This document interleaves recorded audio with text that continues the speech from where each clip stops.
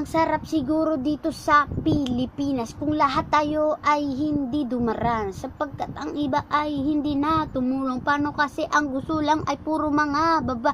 Gusto mo ba ng chicks tumulong ka muna please?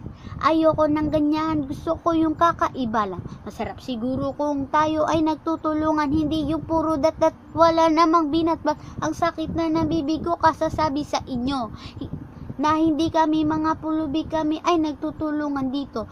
Ayaw namin sinasabihan ng ganyan. Bakit kayo ba mga mayaman, lumaki ba kayo walang pinaghirapan, rap ng rap, basta nasa katotohanan? Ayoko na nito pero hindi ako sumusuko. Ayoko lang mga itsura ninyo, gusto ko nang luminis dito. Ayoko na ng ganto.